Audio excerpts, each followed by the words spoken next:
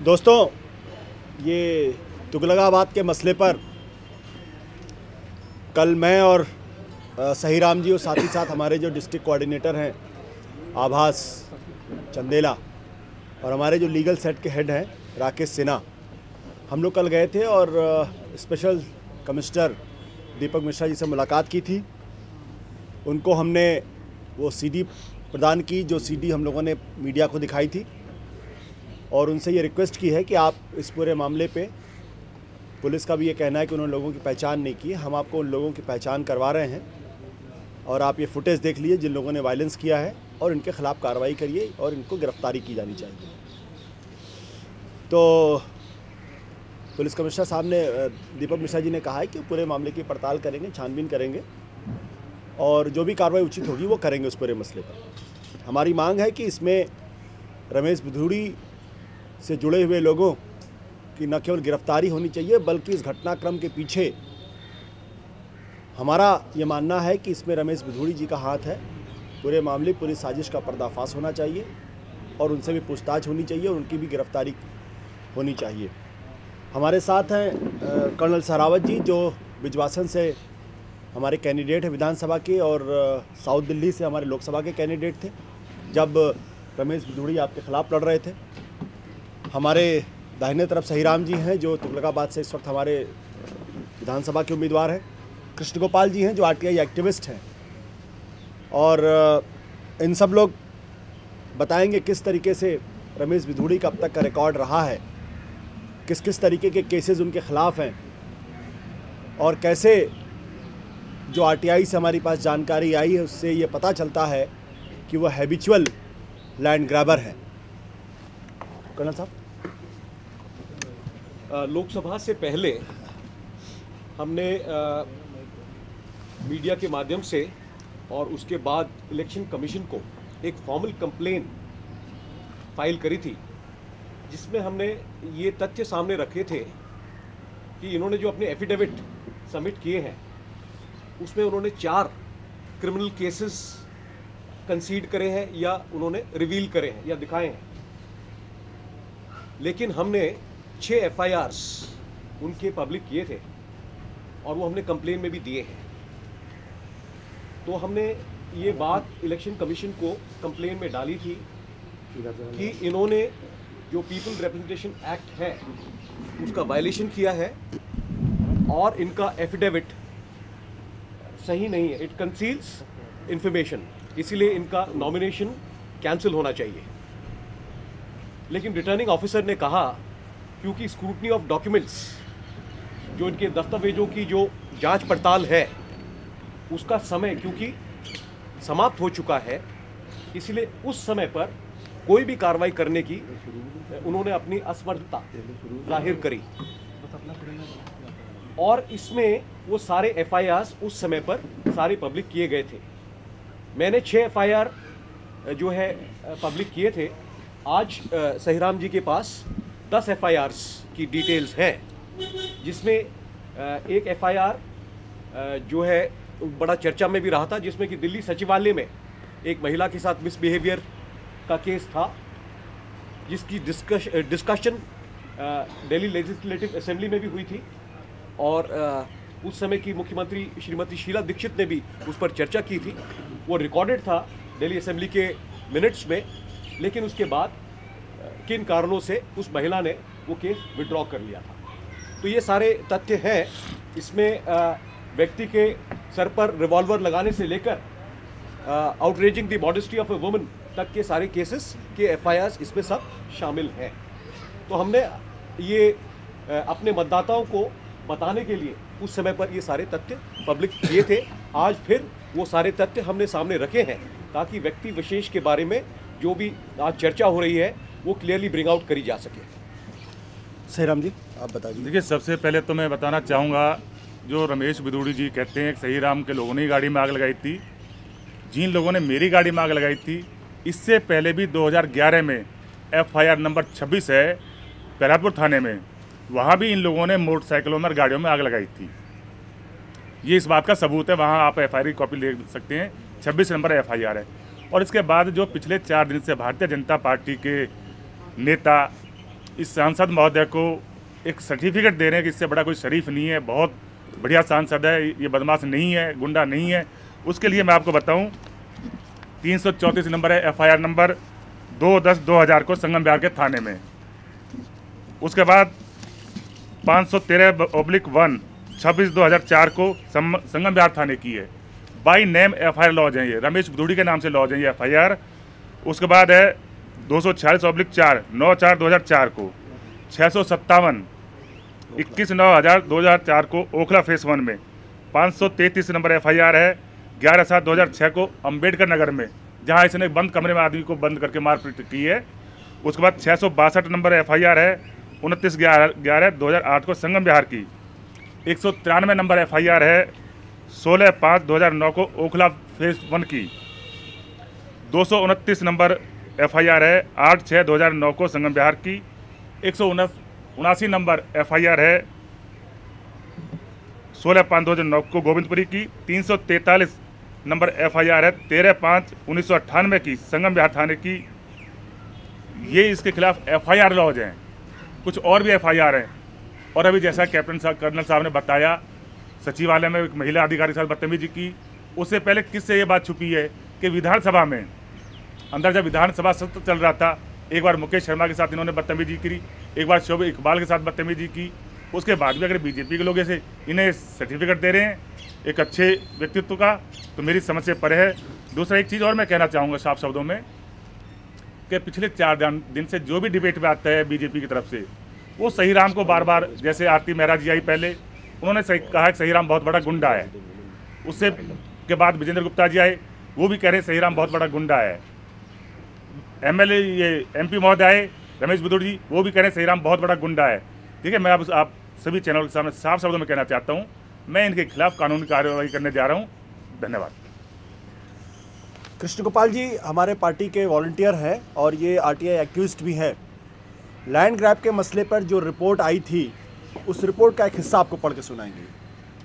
ये 2006 की रिपोर्ट है। ASI के जो सिक्योरिटी ऑफिसर हैं उन्होंने वो रिपोर्ट दी थी, और वो रिपोर्ट कहती है कि Ramesh Bidhuri habitual land grabber है।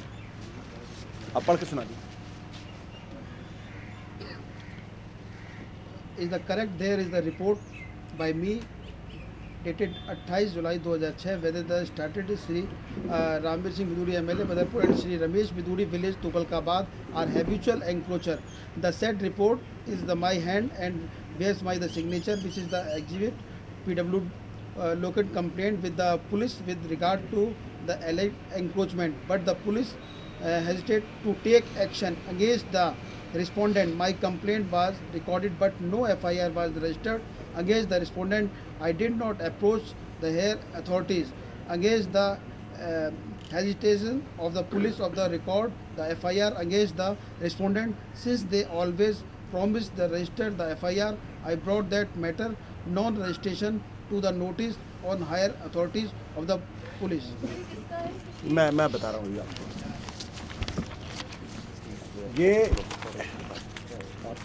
ये आर्कियोलॉजिकल सर्वे है, सर्वे की रिपोर्ट है।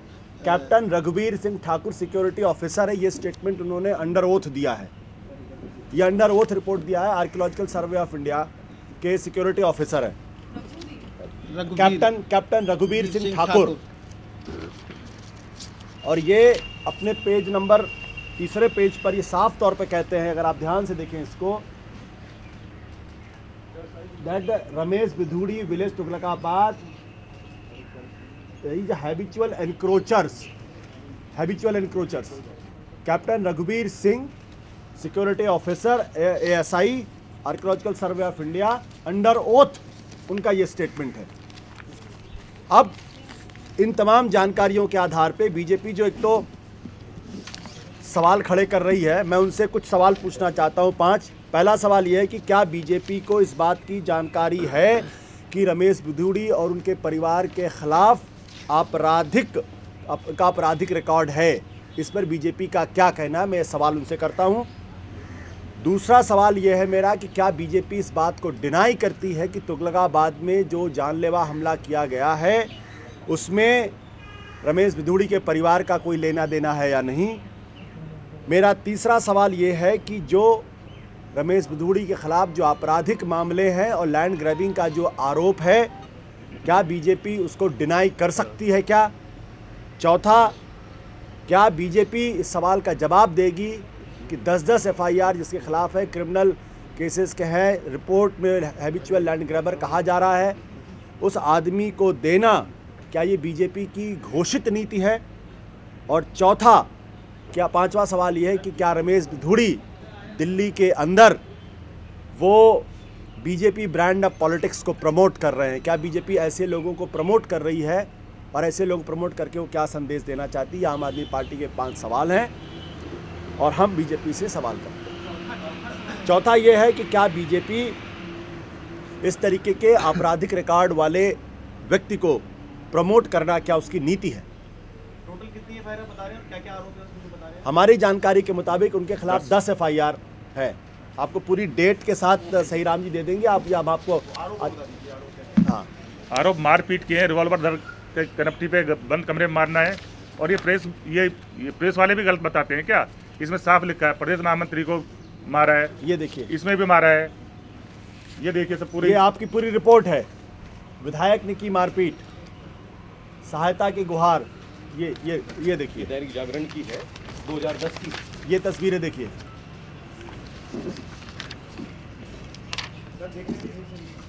ये देखिए,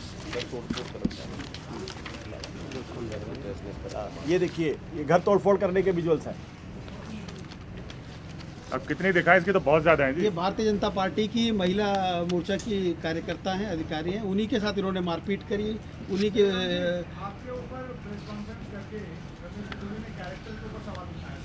जी जी, तो साबित करें ना जी, जैसे हम साबित कर रहे हैं, साबित करें। वो उसने तो मेरे ऊपर सरकारी ज़मीन पे कब्जा करने का भी एलिगेशन लगाया है। अगर मैंने वो सरकारी ज़मीन कब्जा की है तो ये कौन सी कॉलोनी को रेगुलाइज करने जा रहे हैं? अभी जो ये रेगुलाइज है, अनऑथराइज्ड कॉलोनी रेगुलाइज करने जा रहे हैं, तो इनका खाली ढोंग ही ढोंग है। अगर वो सरकारी ज़मीन पे है तो इनके फिर ये घोषणा किसके लिए कर रहे हैं? मेरा रजिस्ट्रेशन नंबर है, मेरी रेगुलाइज कॉलोनी होने जा रही है, 109 नंबर है मेरा रेगुलाइज कॉलोनी की लिस्ट में, तो ये कैसे उसे सरकारी ज़मीन पर कब्जा बता रहे हैं? उस बाद मेरा हाई कोर्ट में मेरा इसका केस पहले ऑलरेडी चल रहा है।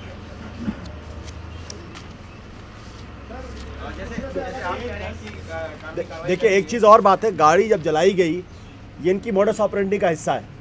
जब इनके खिलाफ कोई मजबूत उम्मीदवार खड़ा होता है तो ये मारपीट करते हैं, दंगा फसाद करते हैं और गाड़ी को जलाने। ये पहला वाक़या नहीं जब इन्होंने हमारी गाड़ी को जलाई। इसके पहले 2011 में भी रमेश बिधूड़ी के लोगों ने गाड़ी में आग लगाने का काम किया। ये इनका मोडस ऑपरेंडी है। जैसे सहीराम जी कह रहे हैं कि कानूनी कार्रवाई करेंगे, ऐसे ही आपने जैसे उनके लिए गुंडा शब्द यूज़ किया तो वो कह रहे हैं कि लीगल नोटिस भेजेंगे आप। अभी तक तो मुझे मिला नहीं है, जब मिलेगा तो जवाब दे देंगे। इतने आपराधिक छवि के आदमी बार-बार जीत कैसे जा रहे हैं? और क्योंकि पिछली बार आपके इतने बढ़िया आचरण वाले उम्मीदवार उनके सामने थे, बावजूद वो जीत गए। देखिए उसका जवाब, देखिए, आम आदमी पार्टी का गठन क्यों हुआ, उसकी राजनीति क्या है, हमारी पार्टी का गठन और हमारी पार्टी की पॉलिटिक्स राजनीति के अंदर ऐसे लोगों के ख़िलाफ़ है। अगर ऐसे लोग नहीं होते तो आज मैं आपके सामने नहीं बैठा होता, मैं आपकी तरफ पत्रकारिता कर रहा होता और अरविंद जी जो है वो इनकम टैक्स में कहीं कुछ काम कर रहे होते। चूँकि राजनीति के अंदर या हमारी आज की राजनीति ऐसे लोगों को प्रमोट करती है, ऐसे लोग जीतते आते हैं और जिसकी वजह से राजनीति गंदा शब्द हो गई है, इसलिए आम आदमी पार्टी आज आपके सामने है और लड़ाई लड़ रही है। 10 जो FIR ये उसमें RTI से कौन क्या बताया? यानी ये FIR है, हम आपको इनकी कॉपी दे देंगे, कॉपी मिल जाएगी आपको। और इसमें परिवार के लोगों का भी है? परिवार के लोग भी हैं, खुद रमेश बिधूड़ी जी हैं इसमें। FIR जो लॉज है रमेश बिधूड़ी के नाम से है।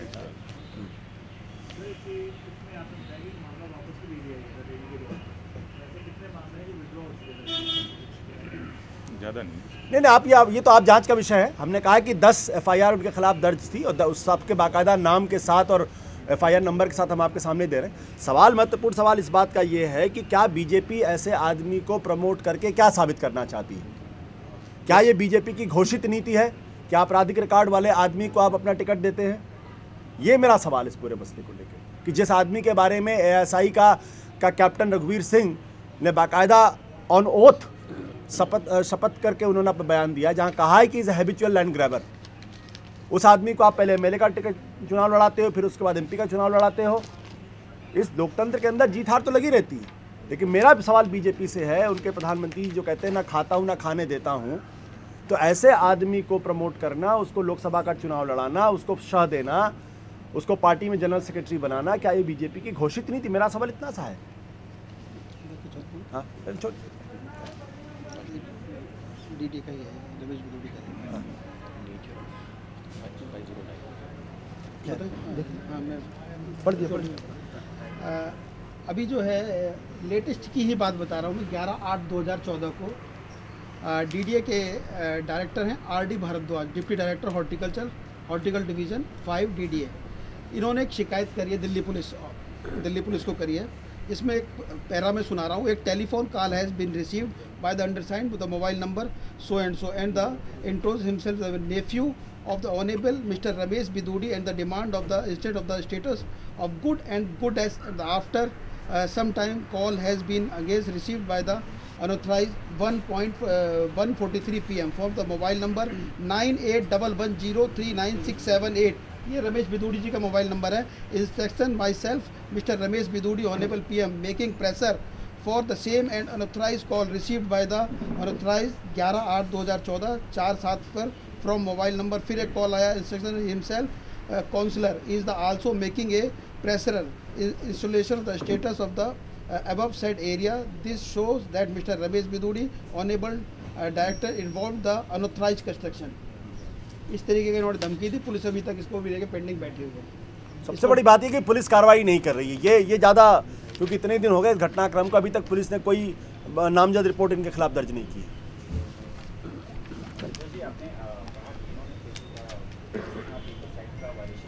इसका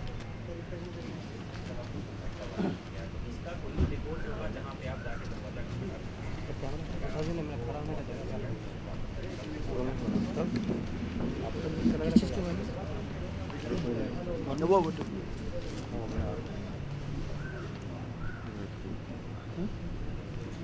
किसी के बारे में नहीं वो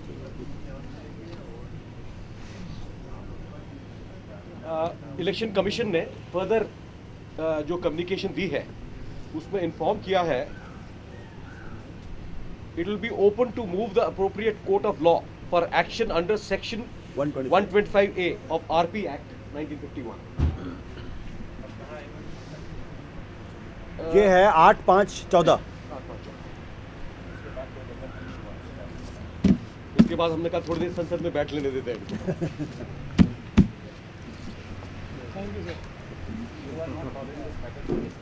No, we are following this matter seriously. That's why we are here. It's not that we are not following the matter seriously. The question is कि भाई बीजेपी ऐसे लोगों को क्यों प्रमोट कर रही है? आपने पहले उसको एमएलए का टिकट लड़ाया, उसके बाद आप उसका एमपी का चुनाव लड़ा रहे हैं। जिस आदमी के बारे में एसआई की रिपोर्ट साफ तौर पर कहती है लैंड ग्रैबर, जिस आदमी के खिलाफ 10 FIR दर्ज है और वो कोई पॉलिटिकल मामले नहीं है।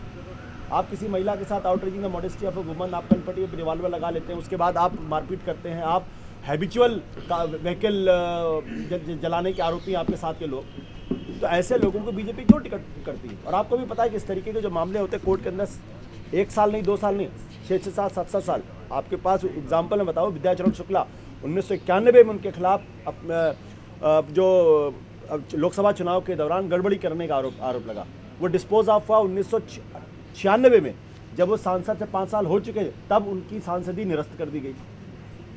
So the system is so. कुछ लोगों के अंडर प्रेशर केसेस भी हटवाए जाते हैं, जैसे वो महिला वाला केस था 9 मार्च 2013 का, वो अंडर सेक्शन 509 था।